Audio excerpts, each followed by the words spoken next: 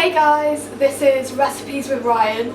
Welcome to my kitchen. So, today we're going to be making some cookies.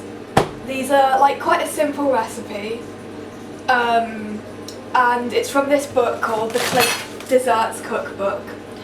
And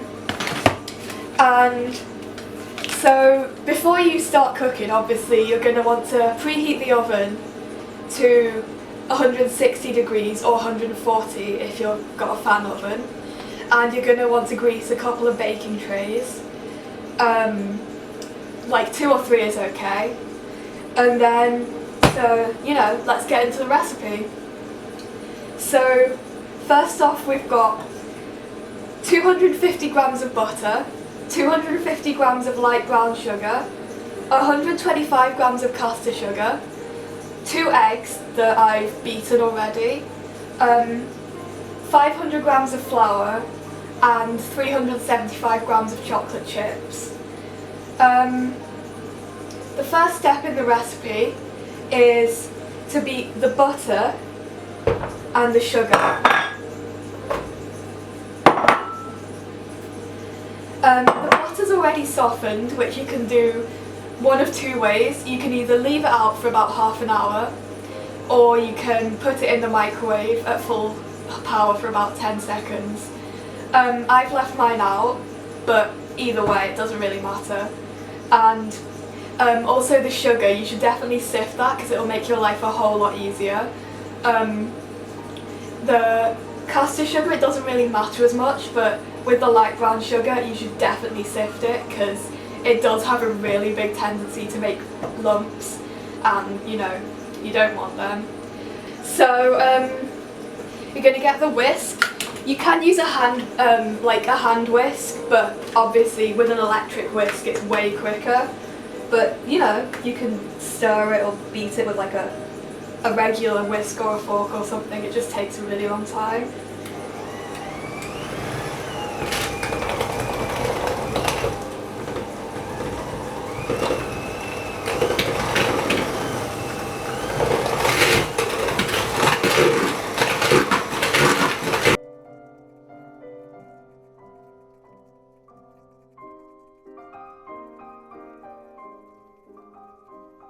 So when your mixture's pale and fluffy, sort of like this, that's when you know you can start adding in the eggs. So I've already beaten the eggs off camera. There's 2 of them in here, and you're going to add them gradually and beat them in like a little bit at a time.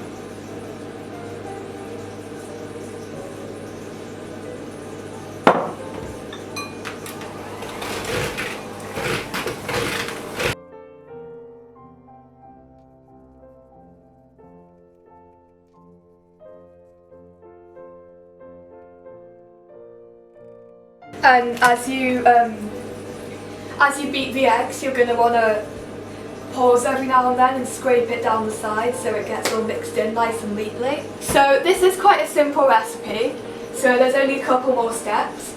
After you've beaten all the eggs in and it's all nice and combined, you're going to tip in all the flour, and you're going to use a wooden spoon to mix that into the other mixture.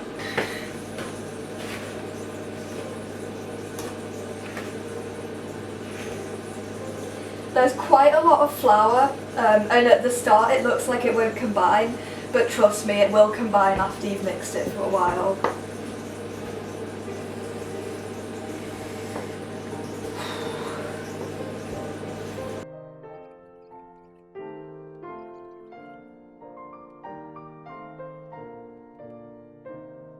So when your mixture's almost combined but it's not quite a dough, then you're going to tip in the chocolate chips.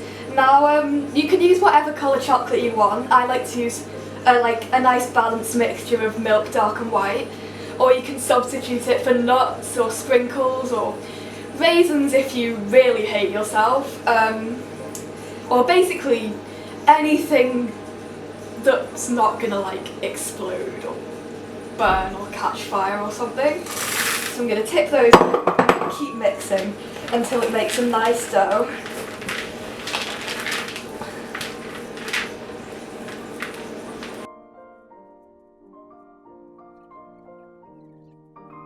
So when it's formed this nice sort of sticky dough, you're gonna push it all together. There's quite a lot of this, so you might need quite a few baking trays actually. You know, you can always downsize or upsize the quantities. No one's forcing you to do anything. It's a free world. Do whatever your little goblin hands want you to do. Yeah, so double the quantities, half the quantities, 1/24 the quantities. I really don't care. So then you've got your big chunk of cookie dough and you're going to wrap that in cling film. So I'm just going to chuck this on the cling film and wrap it up. You know, it shouldn't take that much. And then I'm going to cut it. So you're going to wrap that up and then refrigerate it for about an hour or two, or if you want you can freeze it if you're waiting quite a while to cook it. But as long as it's in the fridge, then for about an hour, then that'll be fine.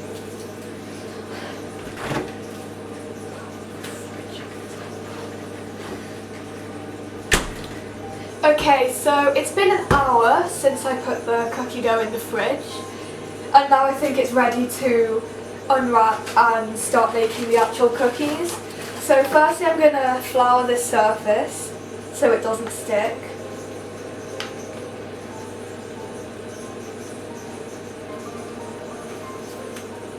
And then I'm going to get this. I'm not going to use all of it because I'm freezing some for later, but I'm going to use some of it.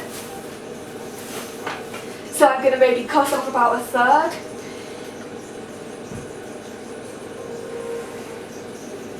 And it's very cold, so it's going to probably cut a lot of the chocolate chips, but you know what, it doesn't really matter.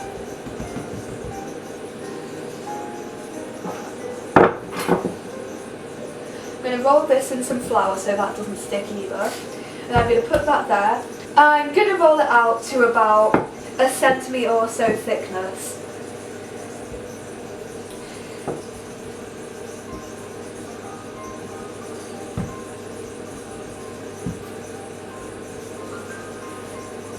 It doesn't have to be an even shape or anything because I'm just going to be cutting out of it. Some of the chocolate chips can come a bit loose when you're doing this, just because of the consistency of the dough, but it doesn't really matter because it'll still work when you make the cookies.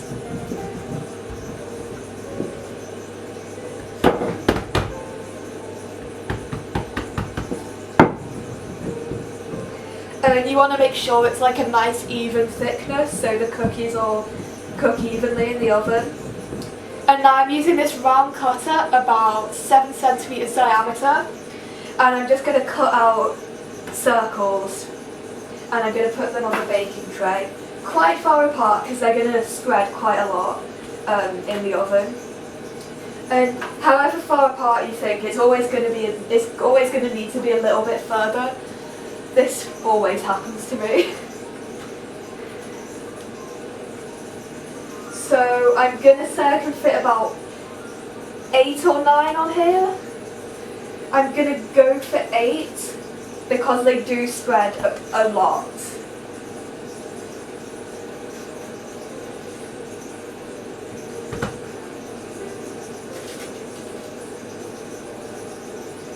And you want to make sure that you're cutting them as close together as possible so you don't waste any dough.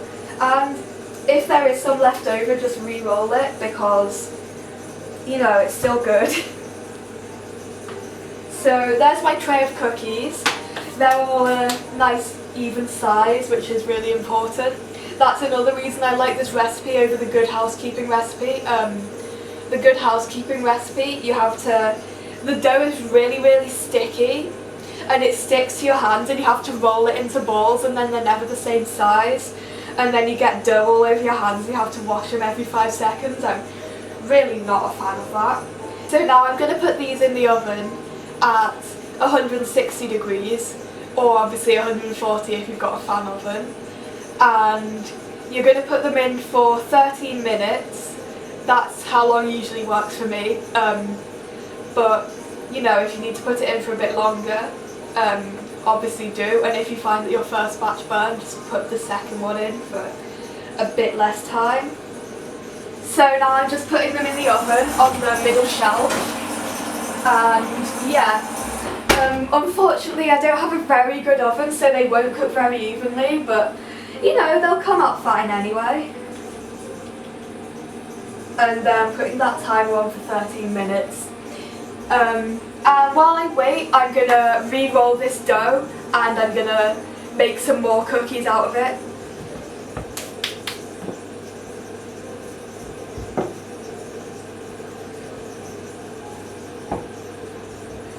When you re-roll it, it's gonna be a bit more sort of crumbly and a bit less together, but the cookies will still work. Basically, I operate on a principle that you basically just have to roll with the punches, so if something goes wrong I just sort of deal with it and then it usually turns out right in the end. That's, you know, that's a mindset. I don't know if it's good, but it is a mindset.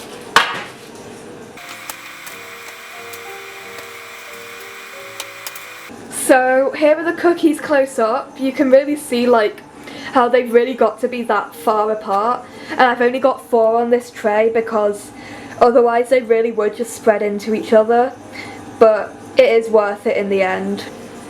So now I'm going to take them out of the oven. They're sort of this golden-ish colour. They seem a bit undercooked, but they'll cook a tiny bit more on the tray. So I'm going to leave those for about 2 or 3 minutes and then put them on a wire cooling rack, and that'll stop them from going all soggy. Okay, so now I'm taking the cookies off the tray and putting them onto the cooling rack with a fish slice. And yeah, as I said, this is going to help them not go soggy and help them like stay a bit crunchier on the outside, and obviously it's going to make them cool down faster.